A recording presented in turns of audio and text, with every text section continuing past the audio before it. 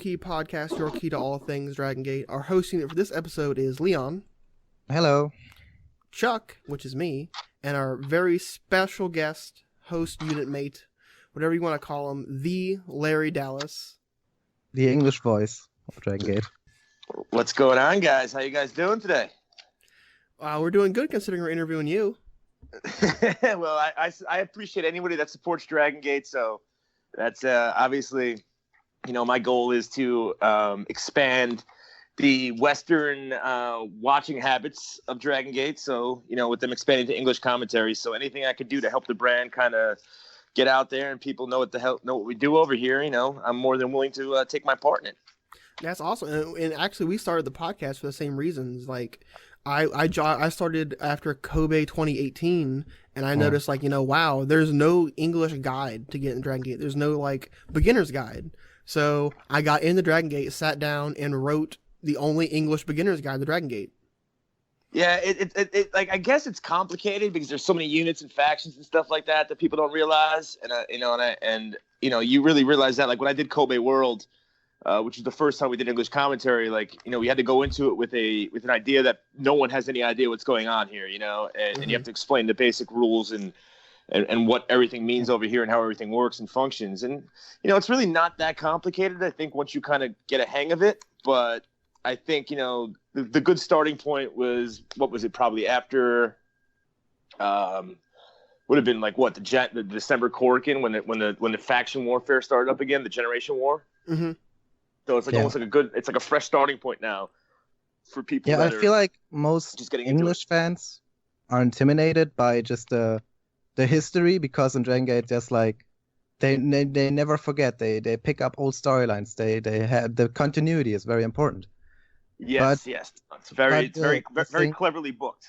Yeah, very much so. And the thing for new fans is just they have to jump in at some point. You gotta kind of pick a starting point, exactly. Yeah, just jump in. The stories will just explain itself after a while. At first, it is a bit overwhelming, but you'll just get the hang of it very quickly. Yeah, and title reign, anytime there's a new Dreamgate champion, that's usually a good time too, because that's kind of the resetting of the structure of the company also. So right now, obviously I was here when Ben K defeated Pac for it, or Pac now, I guess I have to get used to calling him that, since everyone learned how to properly say it. But that's still screws. I've known that guy since 2010. I've called him the wrong name now for 10 years. So I'm still kind of getting used to that when I hear it on AEW every week. Well, to start off with that, you said you've known Pac for 10 years, or Pac for 10 years. What was your first exposure to Dragon Gate as a whole? As a fan, what got you started? I was I broke into the business, so I'm 35, so I broke in when I was 19 doing ring crew and security for Ring of Honor. I used to go to all the Ring of Honor shows on the Northeast. If you look at old New Jersey, New York, Connecticut type Ring of Honor shows, I was always front row. And then they kind of recruited me. They're like, oh dude, you should get into wrestling. And I used to go dressed up all the time, because my buddy was in his mid-20s, and the idea was we were going to go out to the bar afterwards, and I was underage, so I figured if I was dressed up I'd have an easier time getting into the bar. So I was always dressed up at the shows, so everyone thought it was like a gimmick. And I started doing that. So I was in Chicago for the first Dragon Gate WrestleMania 6-man. Was my first WrestleMania weekend was that show. So that would be the first time I ever saw the guys wrestle, and was aware of what they did over here. And then obviously, Gabe left Ring of Honor, and I started working for Evolve, the first Evolve show, which would have been January of 2010. And obviously Dragon Gate USA started up in July of 2009, I believe. So through Evolve, I started going to the Dragon Gate USA shows, and then, the relationships kind of grew from there for me with those guys, seeing them every 3 months or so. And it was kind of one of those things that just naturally happened by accident. My relationship with them, the way it grew, I think my first, when Tozawa was on his excursion, that seemed to last forever. I remember we did a Thursday night Evolve show at BB King's in New York City. And the weekend before would have been King of Trios for Chikara, I want to say, in Philadelphia. That sounds about right, yeah. and I had to go pick up Tozawa. I had to drive from New York to Philadelphia to get Tozawa because he was going to stay with me until the Thursday show. So I got him Sunday night, and he stayed at my house for a couple of days, and we kind of formed a little bit of a friendship there through that, and that's kind of the first my first real breakthrough as far as getting close to the guys over here was probably through Tozawa. Oh, that sounds similar to DGJ. If I remember correctly, he got noticed by Dragon Gate as a company because he went to an English show with Dragon Gate wrestlers on it, and he had a Tozawa Juku shirt, and they're like, "Where'd you get that?" That might make sense, because he lived in like Buffalo or whatever. He lives in Tokyo now, but I think I know he ran the website forever too. So I know that they do have a strong relationship with him. I mean, he's a very big asset, and like that was the thing. Like when we did the Torimon show in January, like Jay's not he's not a professional broadcaster by any means, and he's kind of learning as he's going along here, but he's just got like such an encyclopedic knowledge of this entire system dating back to Torimon, because they didn't announce that Torimon card till the day of the show, I believe, like at the show, and that was I didn't have any idea what the card was before I got there, and I was panicking. I'm like, dude, I don't know Torimon, like I'm freaking screwed here, like this, you got to give me some sort of knowledge so I can like prep up for 2 weeks. But he was just such a freaking he's like a Rain Man of Dragon Gate Torimon history. It's really unbelievable when you sit next to him. Yeah, and like I sing the praises of you two as a commentary team of all time. Like you're probably my second favorite commentary team of all time. You're only under my favorite, which is Don West and Mike Tenay, which your chemistry reminds me of a lot. It's funny when I did Kobe World. Obviously, that was probably like the third show I ever did I ever broadcasted in my life. Like no one ever really gave me a shot as like a color guy for whatever reason. And then I had the radio show, obviously with Sirius, so I had some broadcasting experience. So when this all came about, when I got the message originally to come over here and do this, like I was like, all right, yeah, man. I was like, I can do it. I don't know if I knew I could do it.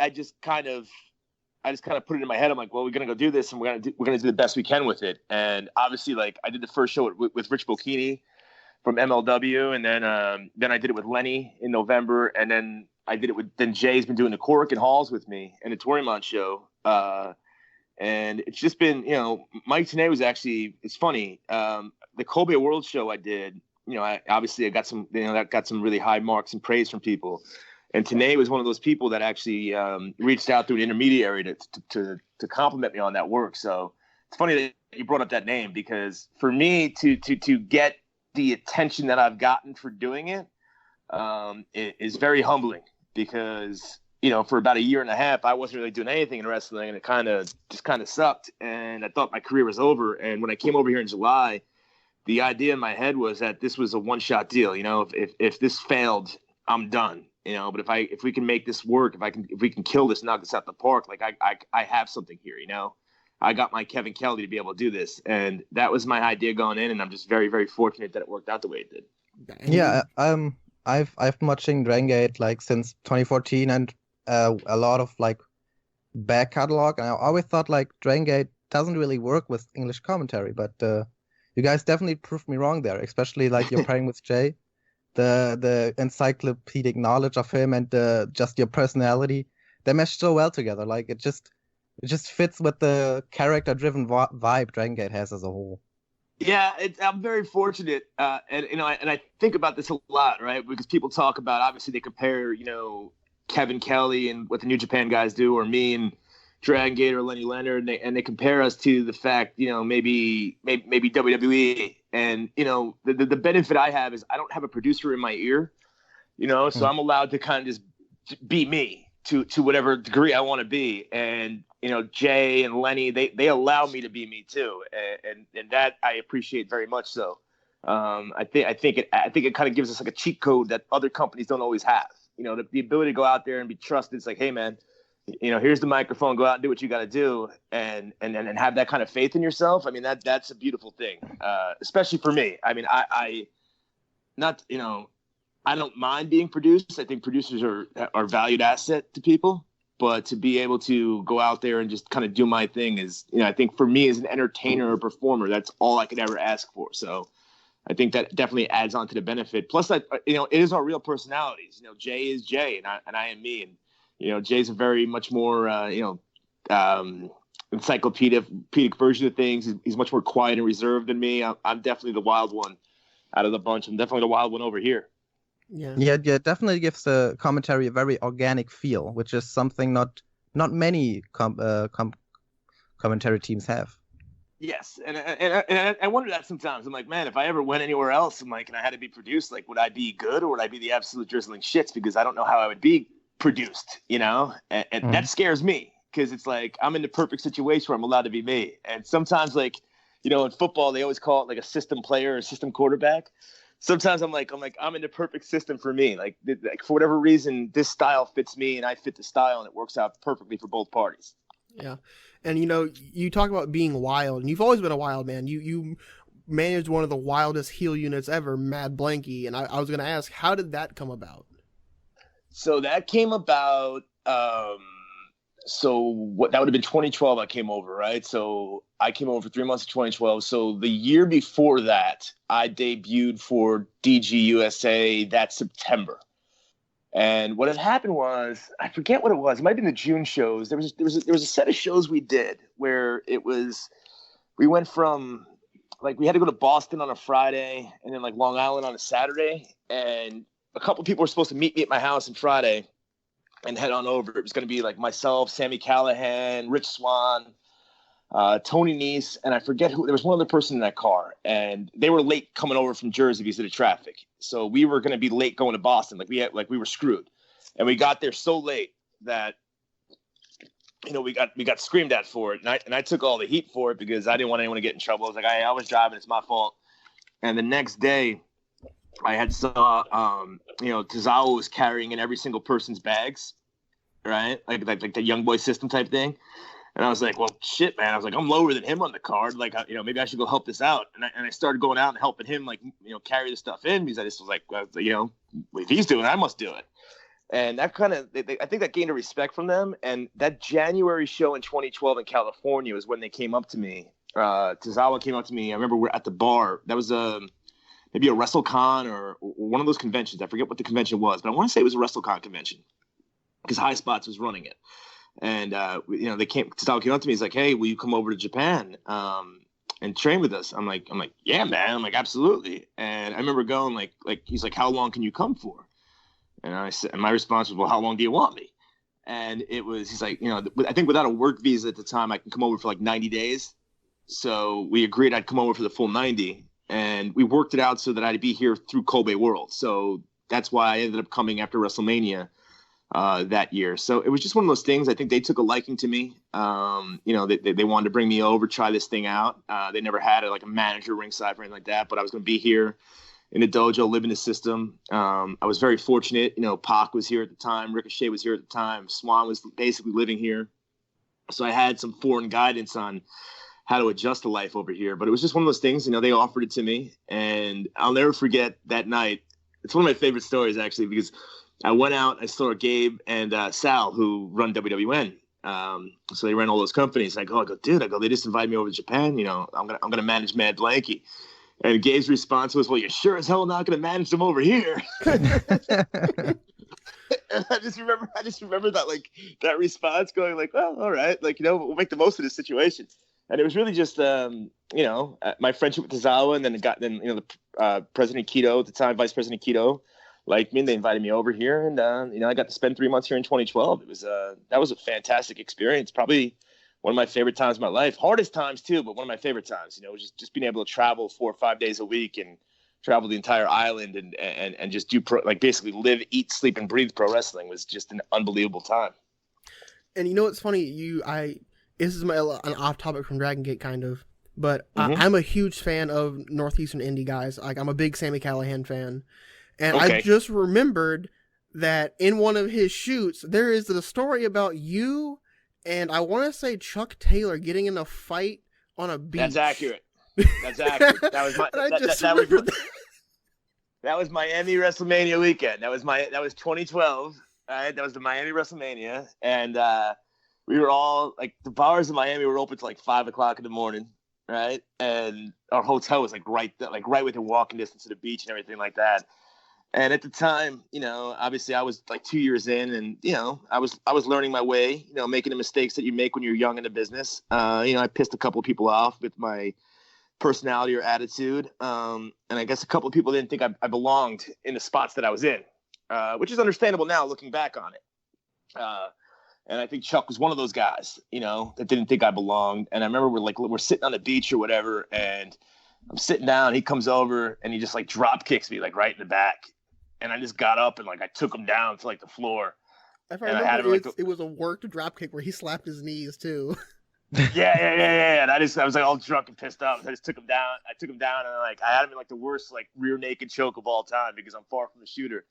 And then Sammy and Swanee broke it up. And maybe Eric Cannon was there too. They broke it up, and he got up and he got me. He hit me and he got me like right.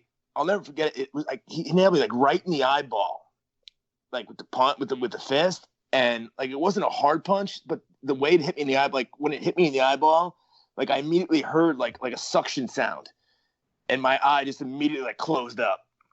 So the next day, I remember I was rooming with Sabu that weekend. That was my roommate of all people. And I go into the room, and it's like 6 o'clock in the morning, and Sabu sees me, and he is like furious. He's like, "Who did this to you?" Blah, blah, blah, blah, blah. And I'm like, "It's no big deal." So the next day I got all around, and like, Gabe comes over to me, and he's yelling at me, and he's yelling at Chuck, and he's yelling at me, and he's like, "Put these sunglasses on." He goes, "Don't take them off the entire fucking weekend. Like no one can see this." I'm like, "All right, boss, like whatever you want." And we had to go, and the Japanese saw me, and oh God, we had to go into the back and like do this whole speech and apologize to the whole roster in the locker room for like our unprofessionalism. I was like, I thought I blew the tour. I was leaving in 2 weeks for the tour, or 3 weeks for the tour. I was like, I just blew my whole shot. Like I'm the biggest idiot in the world, and thankfully it didn't happen. But yeah, that's one of those embarrassing road stories that happen in life. But yeah, no, the way it happened, like the way he punched me right, like I'll never forget. It hit me right in the eyeball. It was like such a perfect shot, and it just my eye just immediately like you just heard the suction, and it just swelled up so perfectly. And I was like, I am screwed for the rest of the weekend because I'm walking around with a shiner with 10,000 fans walking around Miami. I just can't believe I remembered that story because the moment you mentioned like I forgot it was you. Yeah, the moment you mentioned Sammy, I was like, oh yeah, I forgot about that story. Oh yeah, no. Listen, there's a time period where I think like every like Northeast wrestler shoot interview had like a story about me of something on the road, of like some antic or something we pulled off. Especially like WrestleMania weekends, because WrestleMania weekends were the only weekends we were in the same spot for 4 or 5 days. So like those were usually where the boys kind of like we all kind of had our fun. Was Mania weekend, especially back then. It was only, you got to think about it. Now there's like 100. There was going to be 100 shows in a couple of weeks, right? Back then it was just the Dragon Gate stuff. Ring of Honor ran, right? Dragon Gate, WWN ran with high spots. So there's a couple, maybe Chikara ran a show. It was the big 5 or 6 indies running. There wasn't this influx of companies running like there was back then. So it was much more of a of like a destination weekend for like 50 to 70 people, where like it was like our weekend to let off a lot of steam. Yeah. Well, you go over to be Mad Blankey's manager, and you actually lead Naoki Tanizaki, who at that point was also he's Naoki Tanizaki at that point, but it's really T-Hawk, and BB yes. to the Twin Gate Championships. What's the secret to leading teams to that level of success as a manager? The secret is, you just gotta let the boys do what the boys do. You gotta I guess you gotta study the weaknesses of everybody else and make sure everyone's on the same page. BB obviously is an unbelievable talent. The other guy, I'd probably get in trouble for bringing up his name, but that was a talented group of people. That was a fun time, man. Those guys were so good. I still have that picture. It's like on my Facebook of me with those guys at the belts. Like that was one of the coolest moments of my career. I'm like, dude, I just managed champions here in Japan. Those guys are just super talented. The whole roster, top to bottom, is talented of a collection of people as I've seen in a lot of ways. But those guys were just a really good tag team. Obviously, Tanizaki at the time was young and talented and strong, and BB was just this is pre-neck injury BB, obviously, right? So he was at the absolute top of his game. Those guys were a blast. Yeah, speaking of BB, I feel like you said pre-neck injury, but I feel like ever since joining Red, he's really come back into this like groove. Yeah, no, it's been that's been fun to watch, right? Because Yeah, I don't know if it was I don't think his first show back was Kobe World, or maybe it was, or one of the yeah, it first was ones Kobe back. World. It was, right? Okay, so it's like you got to watch him generally like work his way up. Like, all right, is he just going to be this like this veteran that's working the undercards for the rest of his career, or what's going to happen? And I think the turn really revitalized him. I think he just works in that role to begin with, because he's such a silent person to begin with. I think that side of him is just he works better in that role than as the than as the dotting baby face that everyone loves. You just see how much fun he has torturing the young up and comers, guys like Kota or Yuki. When he took off the mask and he started yelling "surprise, surprise," that's like my favorite thing ever, because just like the overinflated, just like the overreaction way that he said it was just hysterical to me. Surprise! Exactly. And even in the backstage promo after, he said like 5 times. And he kept yelling it afterward. Like even after the turn and he was like in red gear, he still yells it sometimes. I'm up at the so you call Corrigan Hall from the balcony. The balconies where the fans hang up like the banners and stuff like that. There's like the standing room area.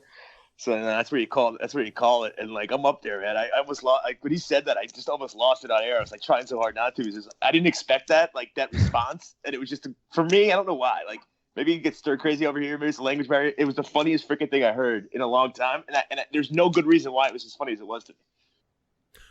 Well, in your time as Mad Blankey's manager, you mentioned, it's an unrealistic experience to like manage a team to championship gold, especially, that early into your first managerial experience across the ocean. What was your favorite match to see during your time, or do you have any special memories from outside the ring during that time? My favorite match of that year that I watched was was it Dead or Alive? Was it Dead or Alive, the Dragon Kid Ricochet match, maybe? Oh, yeah, from 2012, where Dragon Kid did the Dragon Rana, like, since forever. Yeah, and, like, I remember it was on the monitor backstage, and I'm watching that, and I just stood there and, in complete awe. I was just like, oh, my God. That match was so good. And to see it live and, like, to be there, it was, like, livid. And, like, it was the most ridiculous thing I ever saw in my life. That was it. And then, my 2 favorite moments were probably, like, the main event of Kobe World with Tozawa, challenging for the championship. That was, to be out there for that. I remember like we hugged before when we're on the apron, we hugged. Maybe we took the picture first with the belt. I'm in there with him, and then him and I hugged, and like I almost started crying hugging him, and he almost cried too. And we're like, all right, we got to get through like about 35 minutes of this. And I got to that curtain, and I was just crying. I went to a corner to start crying because it was like this emotional release of like, oh my God, like I just made it through 3 months of this, and we just did 11,000 fans. That moment, and then honestly, the Triangle Gate match, that show, which was the World One, Mad Blankey, and some other people. The Pac's final match for that time. That was Pac's ceremony. Okay, so that's another story in itself. But standing out there for the 6-man, I remember we're out first. And I'm standing on like the ropes looking out into the crowd, and I'm taking it all in. And then the World One music hit, and I didn't know the guys were coming through the crowd. So I just look up there, and like there's Pac, and there's Ricochet, and there's Swan, and they're all coming through the crowd. Like Yoshino, maybe Doi, and everyone's coming through the crowd. And like I'm looking at my buddies, and I'm just like, oh my God, like you're looking at like a mass of people, and then your best friends are literally walking out to this music, and you're just sitting there like it was like a moment in your life where I'm just like I remember like I just forgot everything for a second.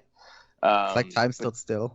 Oh my God, that was the most surreal moment of my life. And then obviously we were not out there for Pac's farewell, because we were the rival faction. But backstage, that I've never seen so many grown men crying as I did that night. I mean, we were just all blubber and mess. And the next day, like Pac's mother came over for that show. And then the next day we went out to like a company dinner, basically, for Pac's farewell. So it's like Pac's mother, the 4 of us, all the Japanese, and everyone's saying goodbye to Pac. I mean everybody that whole day. Those 2 days, I've never seen more tears in my life. I mean, we were just all crying because Pac was like, Pac's like the Gaijin leader. He was there for like ever since Typhoon. Yeah, he's considered it. He's considered Japanese here basically by them. You know, he's not considered a foreigner. He's Japanese. I mean, he just kind of took to the system, took to everything. You know. Ricochet will probably tell you, like, Ben taught him how to work out.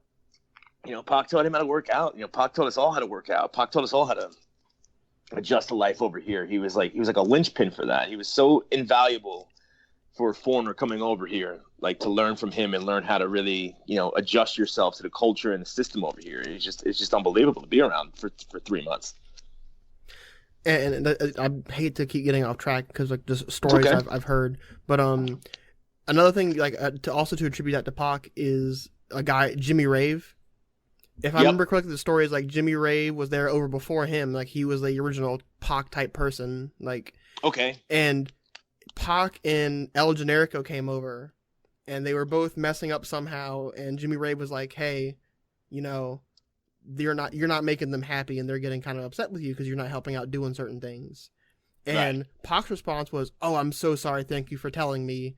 And he ended up being who he is. And it's safe to say El Generico did not take that advice to heart and said some mean things. So yeah, it's you could definitely I've watched people do it. You can definitely bury yourself over here by accident without even realizing what you're doing. So in that regard, like I take it as like, when I see new people come over, or people give me advice, or people come over like that are brand new, or like, like the young kid from Hong Kong, Michael, Sue is over here. I try to give them like, a little bit of a heads up about certain things.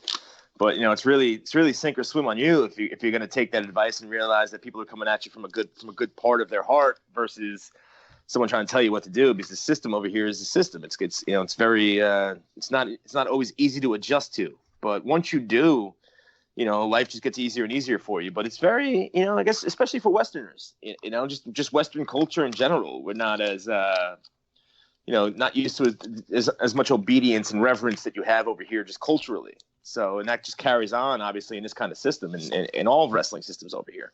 That's the best way I could ever seen someone put it. Yeah, I've done a lot. Listen, I've done a lot of thinking about that. Like so many days, I think about that. Like, because I try to figure out like why I'm successful over here. Like why it works for me. And like Lenny Leonard always calls it like Spartan lifestyle. And he says you need this kind of structure. And I do pretty well with the structure. I just kind of embrace it, understand it, and just shut my brain off to it. But it's a system, man, and it's a cultural thing. You see it with that. We see it with the outbreak, right?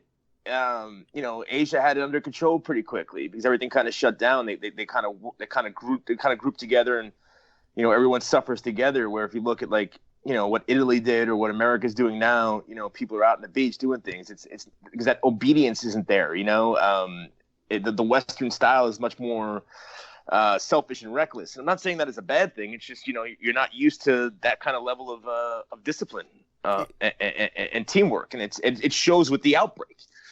Is individualism versus unity. Correct. The respect thing's not there. All those things are missing, and it's just it's kind of just you see that here, and you go home with that idea of things, and it's just I love that part of the culture. That's probably my favorite part of the culture. That and the cleanliness are probably my two favorite parts of the culture over here. And it's just you go home and it's like culture shock almost. I mean, don't get me wrong. Like when I get home, I'm gonna like the moment someone's like rude to me behind the counter, I'm gonna be like, oh God, I'm home. This is great. But you kind of it's so easy to be that way in general, and it's like I wish that more people had the chance to come here and experience that part of the culture, because I really do think that changes you if you accept it and get used to it.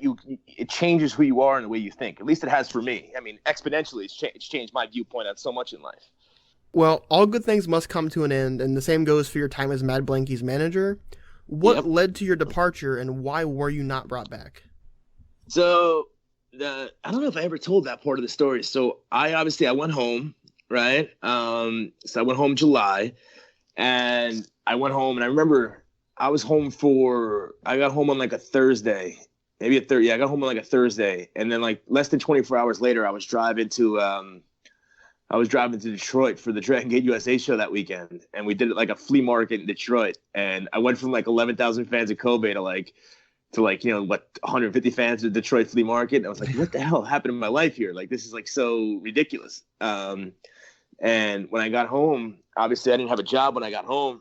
So about a week later, I started working on like a moving truck, just to kind of get myself through. I had my bills coming up, and I needed to kind of figure out what I was going to do. So like I remember like sitting on that moving truck in like the middle of August, moving people's furniture for like $10-12 an hour after I was just on TV every week, and just kind of trying to figure out what the hell happened in my life so quickly. And I had gotten a pretty good job, pretty good like day gig. And that November, whatever time they came over in the fall, that September, November, whatever, they had wanted me to come back. They had asked me to come back and be the host of Prime Zone. Oh, it would have been amazing. Yeah. So they wanted me to host Prime Zone, and I had just really gotten like my first like pretty good paying job back home.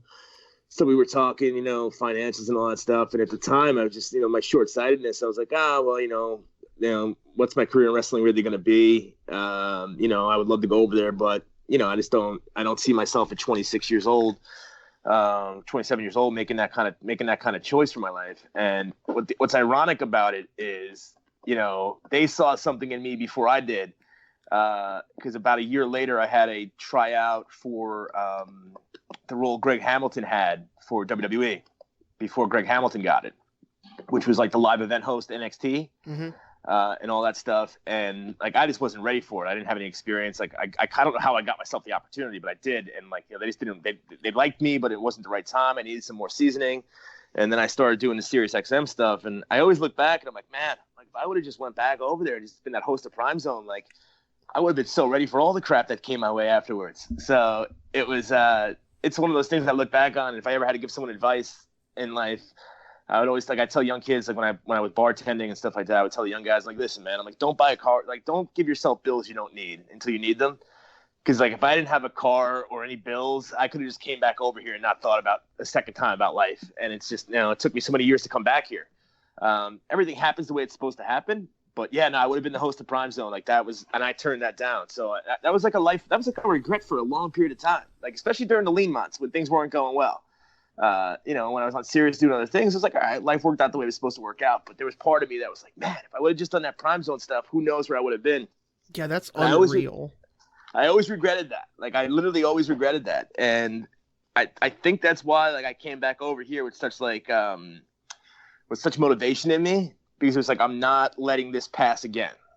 Like, whatever I need to do to make this work, it's going to work this time. I'm not going to be dumb enough to turn down an opportunity that can change my life, even if it makes my life difficult in other times. And that's why, like, you see my dedication to it is because I turned it down before, and I know what life was like turning down an opportunity. And I promised myself after that I would never turn down an opportunity again. And, it worked out the way it was supposed to work out. But yeah, no, I was supposed to be the host of Prime Zone. That's mind blowing to me. And our third host who couldn't make it for this is the biggest Prime Zone fanboy ever. He loves Prime Zone. He's seen every episode. And Has he really? I can't wait for him to hear this and like hear that, because that's God's honest truth. They brought a gift over for me. They're like, oh, they want to, the boss wants to speak with you. And I go over, they ask you to do that thing. They're like, can you come over for Christmas? I probably would have been over for like Final Gate or whatever that December was, 2012. And I would have been here for, again, extended periods of time going back and forth. But that was the plan. That's awesome. But fast forward to 2019, you get the call to come back to Dragon Gate to be the lead English commentator for the biggest show of the year. Who is making that call? The president, the company messaged me. I got messaged. God, it would have been like 3 or 4 o'clock in the morning, right? Because of the time difference. I got that little ding on my phone. It was like early July, and they said nothing finalized, but would you be willing to accept this this opportunity, or this mission is actually the way they phrased it with the language wording. Do you accept this mission? I always found that very funny, the way that was put to me. I was like, yeah, no, let's do it. And that was what it was. And it was like, oh, it's one time. We're going to try this out. And so I found out literally, I think I got the final confirmation that I was coming July 4th, like the morning of July 4th, because I was at my buddy's house for a barbecue when I got told officially that I was going. And I remember thinking like, all right, well, this is going to be fun. And I had to go to my job like the next day and be like, hey guys, like, I got this opportunity. I'm going to be leaving for, 7-8 days. I remember they asked me how long I could stay for. And I was like, yeah, let's just stay for the whole week. Let me get let me just kind of take it all in. If this is my last time over there, let me just kind of embrace it and enjoy it. And I told them, I was like, yo, let's put me in the dojo. Like, the dojo, that's where I came up in, be good to go home. And it just kind of all happened that early July that I was coming over here. And I remember, just leading up to it, just being like an absolute wreck, going like just not knowing, how it was going to be. And we did that show actually at the studios in Osaka for Gaora, because they didn't have the setup capability for the English commentary live yet at that point, live at the venue. So I remember we were doing it off-site at the we did it off-site at the Gaora studios, and then we met them afterwards, which actually is that's a funny story. So we got to dinner afterwards, right, for the Kobe World Party, and the president comes up to me and he points to somebody and he says something, and I couldn't understand exactly what he was saying to me. So I thought maybe it was like a sponsor or somebody. So I go over there and I go, "Hey, Larry, nice to meet you," blah blah blah, and I just walk away. And I go sit down, and Pac looks at me. He goes, "Mate," he goes, that's Ultimo Dragon, right? I was like, "Oh shit!"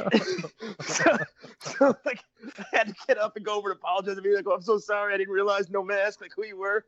I was like, "Oh my god!" Even 7 years later, Pac still guides the foreigners. Yeah. And it's funny knowing that you did it off-site, because that makes like kind of a running joke. Is the listen to this crowd for Ultimo Dragon. Audio has been muted for copyright reasons. And that makes it funny that it was off-site. Yeah, no, we couldn't hear anything. They muted everything for us too. So like we didn't hear anything. Like that's when we had a producer telling us like, "All right, you got to set out for this one or whatever because of all the copyright issues." So that was actually funny though. Yeah, no. So I'd never met him, right? So obviously I knew the guys that I knew. I knew a bunch of people, but I didn't know those guys. I didn't know him at all. So literally, we get to the dinner, and I've never seen the guy without his mask on. I have no idea who, and I didn't understand what they were telling me because I was in such a haze of, we just killed this 4.5 hour show, and I remember I go over there, and I just like so cavalierly shake this guy's hand. I'm like, all right, pal, nice to meet you too. And I'm like, I'm the biggest moron of all time. Like, it's just unbelievable, like how often I can screw up anything. It's just unbelievable. It just happens to me all the time. That's what I do. So how did Ultimo take that? I think he laughed about it when I told him afterwards, because he speaks great English too, like, which is another thing where I look like an asshole. Like, it's just oh god, I screw up. It's amazing how quickly I can screw things up. Well, can you give us any insight as to who in the Dragon Gate office has decided to make this push for English so hard and decided, it's time to push back into the West? I think it was a combination of, definitely like President Keto. I do most of my communication with his son. His son speaks pretty good English. Keto does too, but I think it's a Keto decision on a regular basis, and obviously, we work together on it. We discuss it together, and I'm very interview. That's so we talk together on it. But it definitely was a they want to go worldwide. It's very important to them. That's why they have the Hong Kong guys over. That's why they had Martin Kirby over from England. They want to expand globally. We touched about it earlier, but December rolls around and Jay is put on commentary with you for Korakuen. What led up to that? Yes. Lenny couldn't stay that long. So it was Lenny has a really good job. Lenny's got 3 kids and a wife. So he couldn't come over for the length of time I was able to come over for. I'm much more of the if they ask me, I'm like, all right, I'm going. Like whatever happens back home happens back home. But if you need me, I'm coming. So they were like, should we have Larry by himself? What should we do? So they're like, yeah, Jay, you do it. And I remember he was like a wreck. He had no idea what he was doing. And I was kind of curious about it too. I'm like, oh man, I wonder if Jay can do this. But it was literally just a scheduling thing. Jay lives in Tokyo, so it's very easy for him to do all the Korakuen Hall shows. Well, to us, it was crazy he wasn't doing it in the first place. Yeah, we remembered, like, I don't know when it was, like, I heard DG just went down, and all of us, like, cried sadness because IRDG's, like, it was such a big part of the English fandom. They wanted Lenny and me originally. Like, that was they asked me who would be a good who I'd want as a co-host. So originally I said Lenny, and like it was like Lenny's wife's 50th birthday or something like that. It was Kobe World Weekend, so he couldn't come. So it's like, all right, Lenny's off the board. So then I asked Arda Ocal, because Arda's a good friend of mine. He works for MSG. He worked for WWE, and he works for ESPN now. He does esports. But I was like, dude, bring Arda to Japan. Like he'll enjoy it. Like at least he's a professional broadcaster. Like, you know, I won't get screwed on this. And then Arda couldn't do it. And I remember going to Lenny. I'm like, Lenny, I'm like, who the hell who can I use for this? He's like, dude, hit up Bocchini. You know, Bocchini's at least a professional broadcaster. Like, you won't be like, he'll keep you on track. And Rich was more than happy to come do it. And that's why Rich ended up coming here for Kobe World. I told him, I'm like, he's a former WWE announcer. I'm like, he works for MLW, and oddly enough, now we work with MLW. But you know, it was just a thing where I was like, I needed a professional broadcaster with me. So I can know what I was doing. And it was funny too, because the roles almost reversed immediately because I had all the knowledge Rich didn't have. So it was like, it was like this like weird, like dichotomy of like Rich is the play-by-play guy, but like I have to jump in, you know, all the time. Like I'm the color guy and doing a little play-by-play, you know, when I know something, when I know the name of a move or something like that, because I remember like in the Triangle Gate match, Rich said to the Bakatari sliding kick, just single leg drop kick, and I died a little inside. Oh yeah. Like we had that kind of like so we had these printouts of which the Voices of Wrestling gave us, is like great printouts of like everybody on the show, and it listed all their moves, like everybody's moves. And I mean, it was like, see, this is where I drove poor Rich crazy, because this is where like I'm the wild one. Like Rich wanted to study for like 2 days, and I just couldn't do it. I'm like, I can't. I'm at it. Like you couldn't get me to sit still for long enough to like to go through this with anybody. So like I remember the day of the show, he's upstairs sleeping, and it's like 3:00 in the morning. He gets to go to the bathroom, and I'm not in my bed. He's like, where the hell is he? Like, what's he doing? He's like, and he's looking around for me. I'm not in the kit. I'm like, nowhere to be found. He's like, oh my God, you know, he's out there doing God knows what. Like, he's gonna blow this opportunity. Meanwhile, like I'm outside, like I'm literally sitting on the lift gate of one of the trucks that carry the merch. And I'm just like sitting there, like looking up at the sky, like a nice July day, like just kind of taking it all in, just like thinking about the show we had coming up.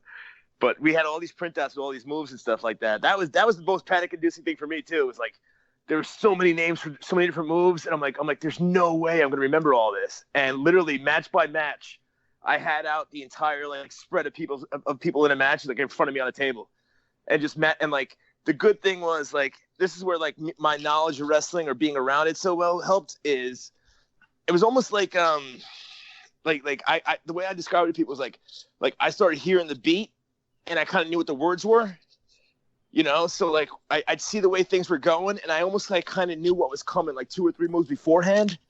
So I knew when to look down and be like, all right, what the hell is this called? Bam, I got it. And like that's where it helped me, was just being able to like KZ Skywalker. When I saw KZ immediately working the neck, I was like, all right, this is where we're going. I looked down, I'm like, all right, I know KZ's move, perfect, we're good. I know where this is going in the next 15 minutes or so.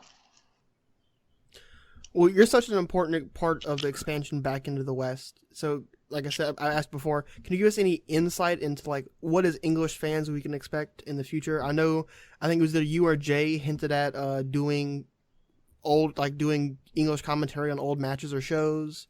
So as of right now, we're doing every Cork and Hall show for the year. We're obviously doing all the major events. We're supposed to on Saturday head over to the studios and do 2 shows from last year. We're gonna do last year's Dead or Alive, and we're doing the Ben K Yamato show. Dangerous Gate. Dangerous Gate. Okay, thank you. Those are the 2 that we're doing on Saturday. So that's gonna be probably about 10 hours, 12 hours in the studio. So I think the idea is that every time I'm here, we're going to go down and lay more archive work down and stuff like that. So that's the plan going forward. But I know we're doing those 2 on Saturday. It's just a logistic thing. It's about getting Jay to Osaka. You know, part of me coming here for as long as I did was come do a bunch of shows and then go do the studio work. And then obviously the shutdowns kind of just left me shipwrecked here for 18 days. So it's but the plan as of right now, I mean, I just saw there was some article that came out about travel from Kobe to Osaka. They're asking for it to be limited or not, or only essential business. So I don't know if that's actually happening now, but as of like my last word was that Saturday I'm heading to Osaka. So it's just right now everything's so fluid with this damn freaking virus. I hate to ask specifics, but what are the chances that we're going to get like English back on Prime Zone? Because that was an important fixture of Prime Zone in the beginning. It was supposed to be the English Dragon Gate show, and after around like episode 30, they dropped the translations. So I was wondering if that was going to make a return. That's something I'll definitely ask that this weekend, because we're supposed to start back up on Sunday with the Kobe Samba Hall show, which I think we're supposed to do. Right now, the plan is we're going to do English commentary for that also on Sunday, because I spoke with them a couple of days ago about the fact that no one's running, that we're the first ones back, that we should really do that thing. We should do that in English just to kind of get it out there. And then I think we have Prime Zone tapes like next Thursday. So I'll definitely. I think it's always like 25th. Yeah. Okay. Yeah. That makes sense in my head because that's what I think that was on the schedule. So I'll ask that week. I'll ask this weekend. I don't know, but I'm here for it. So I'll definitely volunteer my services and see what we do with it, because if I'm here, I might as well do it. But that's we haven't had that conversation. You're always supposed to be. I get the circle. The circle of life comes complete. Simba takes his throne. One final question before we jump into the more like loose stuff. What is a Dragon Gate locker room like? Does every unit have their own space? Are there any friendships we wouldn't really expect? I think overall everyone kind of. I feel like it's one big giant family. Everyone works for the betterment of the company. It's very it's loose. Like the things you hear on commentary, like about Jay saying like I hang out with RED, like. I really do, for the most part, hang out with RED. That's good for our next question. Okay. Ata, used to come over to America. Like he spent a week at my house. We used to always be together when he come to America. I was here when Shimizu's first day at the dojo in 2012. Me and Diamante were out, a couple nights a week, even though he speaks no English and I speak no Spanish. Hyo's one of my favorite people in the world. It's just a very company first thing. Obviously, there are separate locker rooms. You'll see like the top veterans are kind of in one room, other people in another one. RED has their own one, so like it is like a little separated. But for the most part, I feel like it's a family group. I mean, especially during like the graduations, PAX, UHAs, especially, this family feel really comes like out. Oh yeah. It's hard to be a foreigner here and not feel like you're part of a family. I think that's why I've been stuck here. I think that's why I didn't get sent home. I really do, because I've asked about that. I'm like, why am I still here? And they're like, oh, Larry-chan, Japanese, Larry-san family, you'll stay. I'm like, oh, great, fantastic. I mean, you saw that with Marty when he like announced his retirement. Like I think like every roster member at Twitter. Oh, yeah. Said like very nice, encouraging words to Marty that they're sad that he'll not come back. Oh, they loved him. He would run like half the class for the training, like working on like European style with guys, and obviously guys like Shisa and stuff like that just adore working that style. He was the Brits are very different also. You're from one of you are from Germany, right? Yeah, me. So the Brits are very they are. It's a different. I don't want to say like robotic, but they're very much like, they handle their job. So like, that's British people work well over here. I think it's just the personalities mesh well, because it's just such a head down, go to work thing. Well, awesome. So now the first silly question, like I said, it's important to us that you hang out with Red, because we've had this debate for the last week. Who gets more ladies, Big R or Hyo? Has to be Hyo. Has to be Big R. Big R, man. Yes. Damn it. Big R. Big R is just like, he's big sexy. He's just he oozes charisma. But Hyo's a great looking kid. I know. Yeah, Big R is he's my favorite wrestler in Drag Gate. The match that caught my attention with Drag Gate, because I watched Kobe 2018, and it was a good show. But the match that like caught my attention was him and Ben-K versus Yamahulk. So Big R has always been one of my favorites. I think he's one of the guys that's supposed to come over for MLW, and he's gonna like kill it in America. Like I can't wait till America sees him. He would works so well with American audiences. Oh, So it's well. unbelievable. It's unbelievable. The kid, he's like, he'd be so great for American audiences. I'm like secretly excited about that. Like, I'm so happy. But you know who's the best? You know who really is a great looking kid? Freaking Machine J is a freaking stud. I couldn't tell. We With the can't judge mask. on that. I know. Oh, trust me, I know that. That kid is like, that kid's like a supermodel. Like that's like the best looking kid you'll ever see in your life. Yeah, makes you wonder why he wears the mask. I argue about that all the time. I'm like, dude, like you gotta lose the mask, bro. I'm like, you're too good looking to have a mask on. Well, I think part of Big R is like his ability to like really appeal to the West is because, if I recall correctly, his favorite wrestler is, I want to say, Sting. Like he started watching WCW. That's how he got into wrestling. Kevin Nash. Was Kevin Nash his favorite? Oh, yeah. That He makes loves way more WCW. sense now. He loves. Just look at the WCW. gear. Yes. Just look at the gear. Oh, he. The first thing he'll say to you, he'll go to you, he'll be like, for life. He always does the Wolfpack side. That kid loves WCW. It's like his favorite wrestling. Like, I'm shocked by it. It's his favorite wrestling of all time. I mean, you K's see the favorite influences.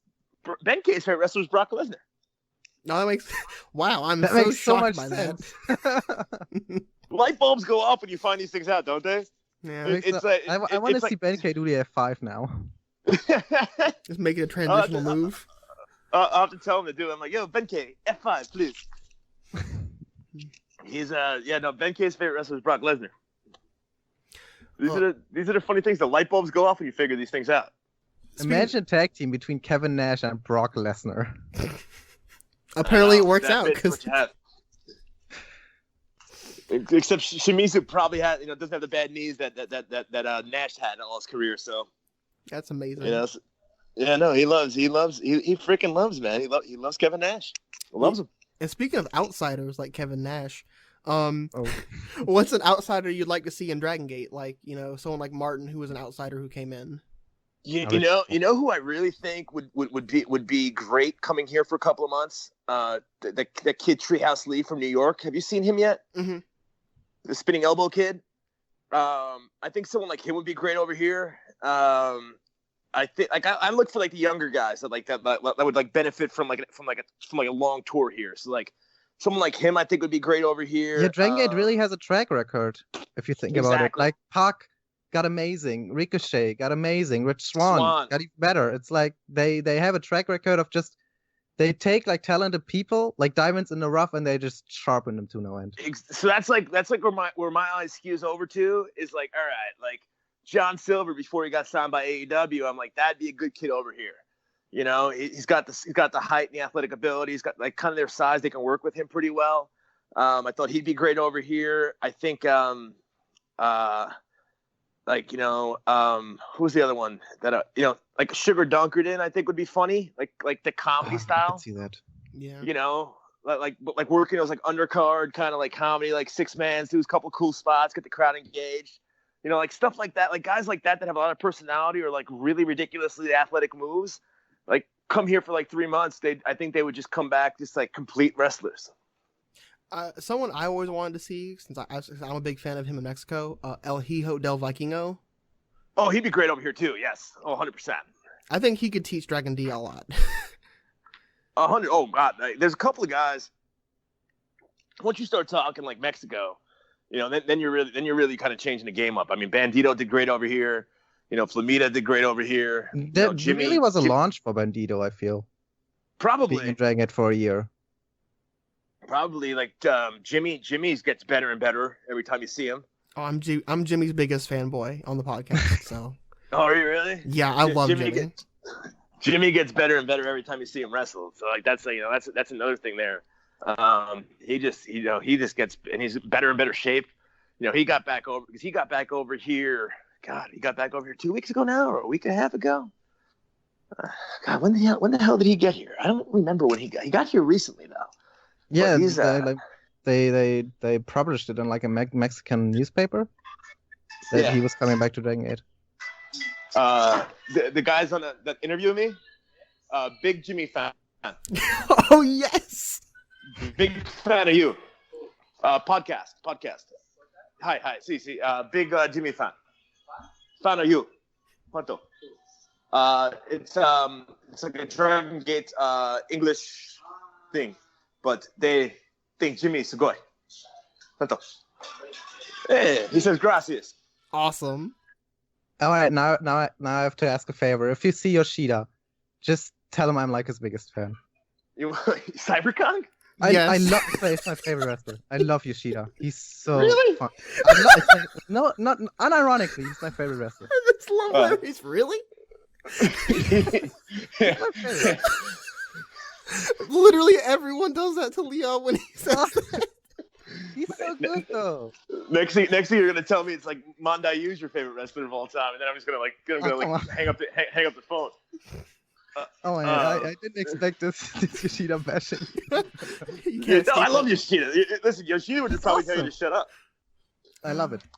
Yeah, he gave us he has like a bunch of like American movies. Like he gave it oh god, like when we started this this lockdown, he brought over like a portable DVD player with like a bunch of like American movies. He's like, oh, maybe you can watch, no work. Maybe you can watch movie. I'm like, oh, thank you, Yoshida-san. He's awesome. I love him. Oh, he's great. He's great. Yeah, I'll always remember the Dead or Alive match with him and He Who Shall Not Be Named. That was a good time too. Yeah, I'm sure. Since we're on the subject of marking out over wrestlers, UT is another podcast favorite of ours, but he's been gone since he got injured, and we had heard he got cleared early last year, but he's just nowhere to be found. Is he okay? Yeah, he's doing pretty well. I think he comes back soon. I think he's supposed to come back from that injury pretty shortly. From what I understand. But no, he's doing pretty good. He's in good shape. He's healthy. He seems like he's gearing up for a return. Hey, UT-chan. Hey, me interview. America Dragon Gate fan. Big UT fan. Hi, Hunter. You want to say hello? Say hello. Hello. Oh, hi, UT-san. UT です。UT. Yes. They're a big fan of you. Big fan? Right. Oh, thank you. UT 一番。Oh, 本当に? Hunter. They're big UT fan. Oh, thank you. Okay. I'm UT よ. They hope you get healthy. Real UT. Real UT. Hunter. This is surreal. It really is. Yeah, so UT says hi. So who's in the dojo? That I'm allowed to say? Jeez. So... Just like from like the active roster. I'm just curious as to who's living in the dojo. Ishida's about to move out. Well, I probably shouldn't say his name. Minoura. So like the young class, like the Mochi Dojo generation, I would say. Correct. Ono, our ring announcer, the second, young ring announcers here. Mm-hmm. Kubune, Kame, the young boys that you're seeing come up. We have a new class of young boys starting like in mid-April too. So, there's going to be more guys coming in here.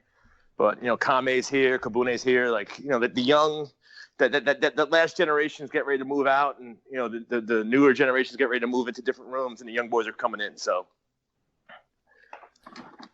that's basically what's. Let's say, how much of your time do we have left? However long you want, man.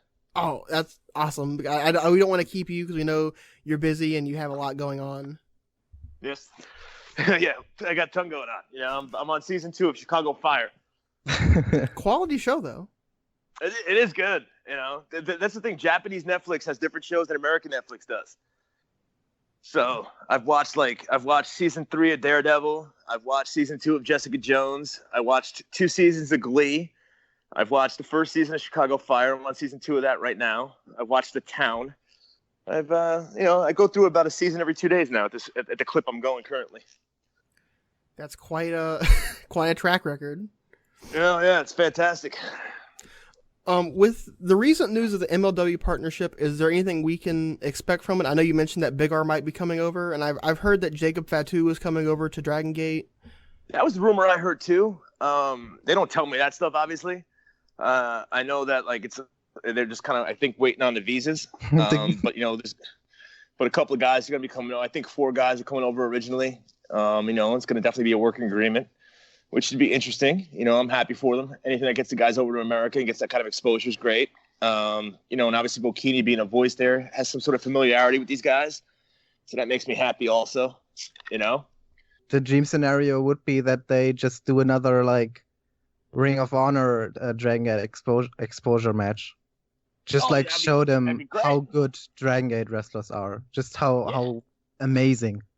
It's all about, I don't have the best relationship with Court, so I don't know what their plans are. But, that'd be absolutely fantastic if they do that. Obviously, that opens up the doors, too, to Mexico with AAA, you would think.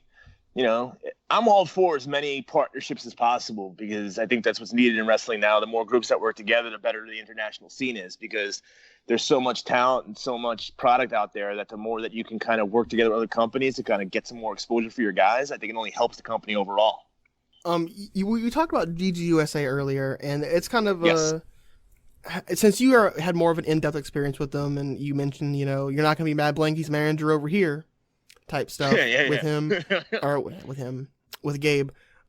I've always felt like DGUSA failed in a way because it wasn't Dragon Gate enough, if that makes sense. There wasn't the units. We had, what was it, Ronin and Duff. USA versions, Kamikaze USA, Warriors USA. Yeah, but... Yeah. What are your feelings towards DGUSA and like why it kind of never worked?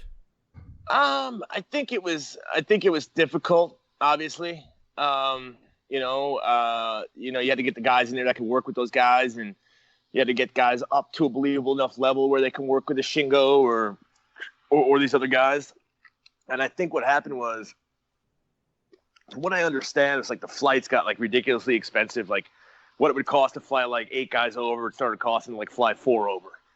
So that kind of hampered things too. And I think it was just, realistically, I think it was before the time. And if you remember back then, we had all those pay-per-view issues. Fees were always dropping on people. Everyone was having problems with it. It was probably, a couple of years too early for in a lot of ways for everybody. I remember when I worked with, when I had my WWE, I did extra work on like a Raw and SmackDown in 2013. Yeah, October 2013. And I remember like sitting there, and Mr. Regal has like all the extras, like you're all sitting in a crowd and he's talking to everybody. And I'll never forget, he goes, I was at a Dragon Gate USA show, it was probably the best wrestling show I've seen this year, But there was like 1,000 people. There was like 1,000 people in the audience. That's the biggest crowd they ever had. Here we we deal with tens of thousands on a weekly basis and millions on TV. He was explaining the difference between all of that, and I just think that America wasn't fully ready for Japanese wrestling like it is now. And it's just it's just funny the way it all happened the way it did. And even then, like Dragon Gate does have a very Dragon Gate has a specific style. I feel like 100%. Calling Dragon Gate Japanese wrestling doesn't do it. It's like it underplays it because it's such a unique style. I think it's a style that really translates well to America, though. Oh yeah, I feel like it's a style that translates anywhere well. Well, if you watch like if you watch a great Dragon Gate match, it's gonna blow away almost anything you'll ever see, because of how the style and what it is. And I think it's just a matter of getting people to watch it and try that out. And I think once they do, it's like, oh my god, I've never seen anything like this in my life. It's like Chuck, because he saw the Benkei Big R match versus Benkei Big R versus Yamahawk, which was an amazing tag match. And I don't think you've ever seen a match like that, haven't you, Chuck? No, and I think, but part of that, I think the reason that match caught me is because of, I watched that match on delay, but then I found out, Big R just turned on Maximum? What's going on? Yeah. And then Benkei turned right after, and there's so much drama, and I think it's an important part of wrestling where the drama has to be there, and Dragon Gate knows how to create drama very well, very nuanced, and also like we talked about earlier, it's a style that always calls back, so it always rewards you for watching. Like, I don't watch as much as other people do as far as like overall like wrestling consumption. But like to me, Doi and Benkei at Final Gate was like one of the best matches I ever saw in my life live. Just calling it live and watching it live. It was just like, I can't understand someone watching that and not being like, oh my God, this stuff's fantastic. I get so pumped up for the big matches here because the big matches are so good. It's such a breeze to call. Like it's almost criminal. The benefit I have of being able to call those kind of matches because it just makes me better by default because the match is so good. And you get They also make it wrapped into it. They also make it just feel big, like the ceremony with the key, the national anthem. They just make a spectacle out of the big title match. Oh yeah, no, that's great. When Pac and Bang, you had the British national anthem, the UK national anthem, the British national anthem, or whatever play at the same time. That just adds to it. I'm standing there, I'm getting goosebumps, and like this just feels like the real deal to me. It just feels like, oh my God, like I'm doing a major sporting event. Like this is the coolest thing ever. Like how lucky am I? And it just brings your energy level up. And I think that helps also. The matches just have such an epic feel to them. Doi and KZ had an epic feel to it. Doi and Tsumu had an epic feel to it. We'll see who he faces at Dead or Alive. But that plus the cage match, that's probably going to be happening. Like, these are all things that are going to be very, very. The cage match scares the crap out of me because that's just complicated as all hell. Such a clusterfuck. Oh yeah, and I'm like, I don't know if I could do this. Like, what are we gonna do? And I remember meeting Lenny. God, would have been the November Corkin that me and Lenny did. The first two matches of Corkin or whatever were like, very comedy-esque. And we both looked at each other afterwards. We're like, dude, like we suck at comedy, like calling comedy wrestling. Like we're just not good at it. It's just not. It's so hard to go from like trying to present like a real sports presentation for something like that, and then having like comedy. And like having to switch your gears to do both, for me as a commentator is hard. It's like because I can't give it the same effort and love that I would give like a great match, But that's the thing, But the great thing about Dragon Gate is like when you get to those main courses, those courses are the best courses you're gonna have. You mentioned like watching Ben K's rise, like you got to see him win the title and all his title matches really. Yep. That he really, to a lot of people, represents, this is the new generation taking over from the old guard. Who do you think from that new generation is the next to break out similar to Ben? Skywalker, when he gets back, I think could be an absolute star. Eita? I'm a big Eita guy. So obviously I think Eita's an absolute stud too. Well, you could argue Eita is already on that level. You could. He made events like almost every Corkin, it feels like. Main eventing Final Gate last year. Yeah, he's he's up there. I think Minora is gonna be something special. A couple of these guys. I think for the young boys, I think Kobune is gonna be an absolute. I saw him and Ben K have a singles match on maybe in Gifu or something like that, like non-televised. I remember just sitting in the crowd, sitting over at the table by myself. Like I went outside to watch the matches, and I just watched them. Like, oh my God! I'm like, this was awesome. I'm like, I need more of this in my life. Like, this was fantastic singles match. And then they followed up like Cork, and they had a little mixed, like the little multi-man match or tag match where they were both had some like little interactions. Like Kabune's gonna be an absolute stud. Dragon Daya's on the rise, clearly. You're seeing it. I feel like. He's really good too, and he's really good at the role he plays. Him and Genki was a lot of fun. Him and Jason Lee have fantastic interactions with each other. Jason is so good too. Jason's so good. Jason's amazing. Lives over here. Yeah, he really represents Hong Kong pretty well over here. Jason's absolutely fantastic at what he does. He's another kid that's going to be an absolute stud. There's a new guy. I'm probably not even allowed to talk about him. But there's a new guy training that's coming from the outside world. Ooh. That's coming from the outside world. That's going to be pretty. That looks to be pretty good. He's pretty big and pretty jacked up, and he's going to probably be a nice little stud too whenever he gets debuting. Awesome. I love having such a serious conversation and following up with how good of a chef is Yamato. He was cooking yesterday. I got stuck in his cooking show. They were filming something yesterday for him. He's pretty good. Have you actually had his cooking? I have. I had it yesterday for dinner. It was fantastic. I was sitting here watching Netflix, and all of a sudden the cameras came in, and he started cooking. I'm like, what the hell happened to me? Like, what the hell happened today? That's the thing. No one tells me anything. I just wake up and different things happen around here. It's ridiculous. Like in the dojo? Yeah, he came here. They filmed it. They cooked in the kitchen. He was here yesterday. I didn't know what. I saw him come in. I'm like, what? I'm like, why are you here? You know, I had no idea. And then all of a sudden, I figured it out. They were filming a cooking show. With guys like Yamato, like, what percentage of the roster you'd say would like speak English? Just out of curiosity. Oh God, Horiguchi speaks the best. You know, he speaks the best. They all speak a little bit. And then I speak a little bit of Japanese now at this point too. But Horiguchi's probably the best at English. I remember Casey, when Casey was preparing for Puck, he always talked English to Puck up front. Casey's probably up there on the English thing. Shimizu and Eita can speak it pretty decently. Decently, like not enough. Like Shimizu's pretty good at it. I mean, we know Yoshida curses a lot.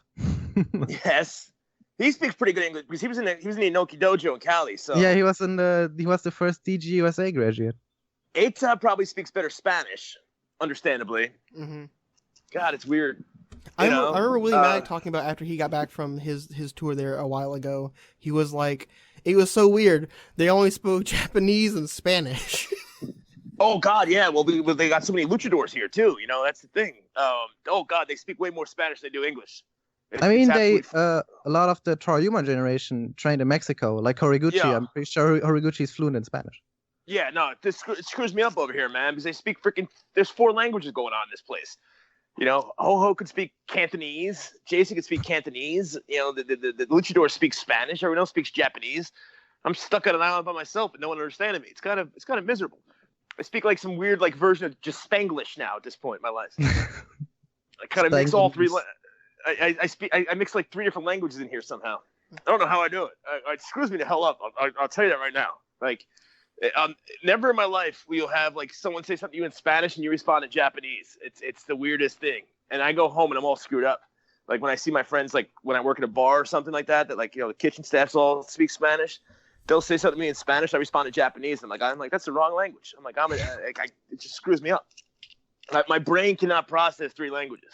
I don't think it's possible. I think I learn like a new bit of information. And I lose something else. I think that's what's happening over here to me. It's interesting you mentioned Big R and Ada speaking relatively good English, because my next question is they've been at odds recently in months. Like, where do you think the blame really lies in that situation, and whose side are you taking? Well, right now, I mean, Shimizu is the one not performing. So, I mean, you gotta have to go with the leader on that one. You know, it breaks my heart because I love the 2 of them. You know, I hope they work it out, because you might actually hear me cry real tears on air if something bad happens to those 2. Because those guys are my favorites. But yeah, I mean, I guess you got to kind of take Eita's side in the whole thing, don't you? No, but I kind of believe Big R, because he told Ada that, you know, you're the leader, you're supposed to take responsibility, and Ada has also had his share and fault of Big R losing. Yeah, you know, there's definitely some miscommunications going on there, but you know, the Chuck, boys are gonna have to. You don't cross the boss.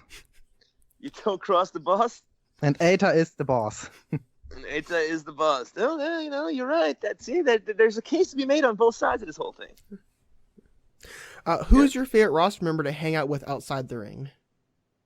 Oh God. Either Machine J or it's like Machine J, Hyo, and Shimizu. Probably. I mean, I probably spend the most time with Diamante. But he discovered TikTok and he's driving me insane with it. But yeah, probably Machine, maybe at this point. I went bowling with him like last week, so and he beat you. He did, the little bastard. Freaking guy can curve a freaking bowling ball. I'm like, where the hell did you learn how to bowl? He's a machine. Of course he knows. Of course. The manufacturer's one, too. Yeah, so probably him at this point, I would say. I love them all. I love them all in their own weird way. You know, they're all great. You know, Kai's fantastic. I adore him. You know, I went out to dinner with him after the first night of Champion Gate to like a fantastic steakhouse in Osaka. That was amazing. Kai seems such a nice guy. Oh, he's such a sweetheart. Yeah, Such a sweetheart. He really is. God bless him. He's such a freaking sweetheart. You just love the guy, and I know he's very close with Muda. So me trying to explain to him what went on with Sonny Ono and Muda and like GCW, that was a fun conversation to try to translate. No. That stuff. Like they're all great in their own way. They all are. It's funny like that. Mochi scares the crap out of me, but I love messing with him regardless. I mean, Mochi's not human. No, he's not. I call him the Japanese Terminator for a reason. The guy scares the crap out of me. BB scares the crap out of me too, though. So there's a couple, and Yamato does too. There's a couple of guys here that literally absolutely scare the crap out of me. So, but Mochi's up there. I was gonna ask. I know you mentioned hanging out with Hyo and Diamante. They seem to be really close. They are. They get along really well. They go out. Well, that's what happens. Like when I was here in 2012, like the worst part for me was I was Mad Blankey and the other guys were all World One. So like you'd go out to group dinners and like they'd all and I'd be like stuck at the dojo by myself. They'd all be out. I'm like, oh man, I'm like, this sucks. Like so like you spend a lot of time with your stablemates here. I get the float now. I'm just a commentator, so it's good. I get to be friends with everybody. But like usually you spend a lot of time with your stablemates. So that makes a lot of sense actually. If you could bring back, like we talked about outsiders, like new ones. If you could bring back like an old one, like a Dragon Gate alumni, like Rich Swann, Willie Mack, if you could just choose one, who would you bring back? Who would you like to see back in Dragon Gate? Oh, Swann's like my little brother. I'd have Swann back here in a heartbeat if I had the chance to. There's not a day that's gone by the past 18 days that I've sat here in this dojo that I've not thought about like how much better my life would be right now if Swann was here. So that's just like a personal feeling. I would just have a lot. Not that I'm not having fun. I would have so much more fun if Swann was here. Swann really, when he was in Dragon Gate in Japan, he really got the crowd so engaged, like just like that. Just his entrance alone, like the beatboxing and him streaming Konnichiwa, the crowd was so easily into him. Oh, when he did God, was it Dead or Alive when they dressed him as White Ichikawa? Yeah, Dead or Alive 2012. I literally was crying laughing when I saw him dressed up as White Ichikawa. I don't think I ever laughed as hard as I did in my life that day. And he still hates me for it. I had to find those pictures. I took so many pictures of it. I was like, dude, this is the greatest day of my life. Was that his idea or the office? No, that was not it. No, he hated every minute of that. But that was the most fantastic thing I've ever seen in my life. God, like that was absolutely fantastic. Yeah, Swann would be awesome to be back. Like him and Natural Vibes would have been like such an awesome fit. Obviously, I want Pac back, because I just love watching him wrestle. That's another guy that you would just love to have back because he's such a leader. Ricochet's another guy you would love to have back. I would love to have Uha here, because Uha and I were never here together because he was injured. I saw Tozawa in January, actually. I got to go out to dinner with him in January, so that was good because catching up with him was fantastic because I miss him to death. I know he comes back a lot and hangs out with Susumu. He comes back right now. I think he comes back for like 1 week a month. Oh wow! Yeah, he comes back like 1 week a month to come see his wife and everything because his wife's like a fashion model here in Japan or something. Oh, well, one final question to kind of wrap things up. What do you think makes Dragon Gate so special compared to other companies? I think the style. I think the style and the camaraderie. I think the group is so tight that that company over self thing is very very different. Like, I had heard, and this is like tertiary information, so I probably shouldn't even say it, but like, I had heard that Shingo had said like, New Japan's business, where like Dragon Gate's like family. It's like more like everyone's more close, it's like more closely knit. Everyone's kind of tied together. I mean, it's pretty well known that like Dragon Gate doesn't have like the young boy system, like as hard as like as extreme as other companies. Where like the wrestlers still help selling the merch. Yeah, that's part of the foundation of the company is that after the split into Dragon Gate, the wrestlers help take over the responsibilities of like cleaning up the venue, selling merch, selling tickets, stuff like that. Oh, you'll see that after every show. You'll see that after every show. The fans are out there helping out, and you'll see the guys out there doing what they're doing. It's like I mean, it would take, an independent wrestling show to set up a freaking ring. Takes hours in America. It takes 40 minutes here. It's like such a machine system that, like, when you watch it and you live it, it just kind of changes everything for you. Mm-hmm. So like that part's definitely, the fact that everyone's involved in it, definitely adds a layer to it, I believe. There's, when you see, when you first got here in 2012 and you see like the top guys putting chairs up, you're kind of like, all right, we're in a different world here. Yeah. And I enjoy that. I do enjoy that aspect of it. It definitely, the camaraderie feels a lot more close knit, and it definitely makes it easier. You got to understand, like, you're in a different country, right? And obviously, the idea was the most time off I was going to have was like 4 days in a row, and now I've had 18. And if there wasn't that closeness, I'd be absolutely miserable right now. As it is, I'm not miserable. I'm just kind of bored. I'd take that over misery any day of the week. Yeah. So you see that, though. Everyone's kind of come together for this. Like, we're all in this together. We're all going through the same situation over here with the shutdown. Mm-hmm. So that definitely helps. I say, well, we cannot thank you enough for giving us the opportunity to interview you. It has been a blast. No, I appreciate it, man. Thank you for breaking up. Dude, you got me right through dinner time now, man.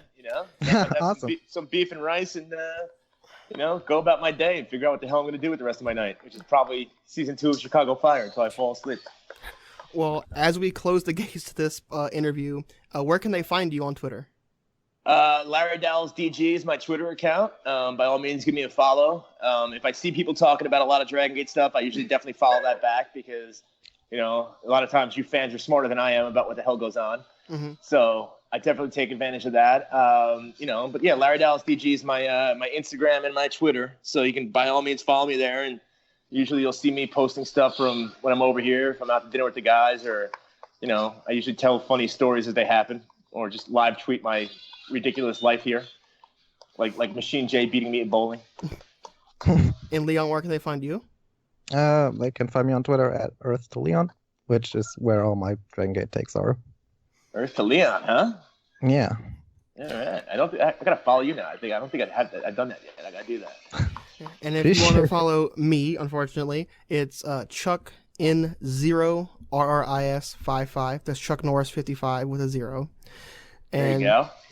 And if you want to follow the podcast, it's Dream Key Pod. That's all one word. And we would love to have you back sometime in the future, Mr. Dallas. Absolutely, bro. Man, when we got big shows coming up, we could definitely chop it up and talk about what's coming up with the shows here. That'd be amazing. All right, boys. Well, thank you so much. This has been fun for me too. UT says hi, and Jimmy says goodbye. Oh my God! Appreciate it. Thank you. Thank you. Hey, next time I'll try to get Yoshida around here so you can talk to him and tell him how much you love him. Oh yes, God. please. No. I'll try to hide my laughter. And tell Big R I love him too. I will tell Shimizu that you love him. That is no problem. Goodbye. Goodbye, boys. Thank you.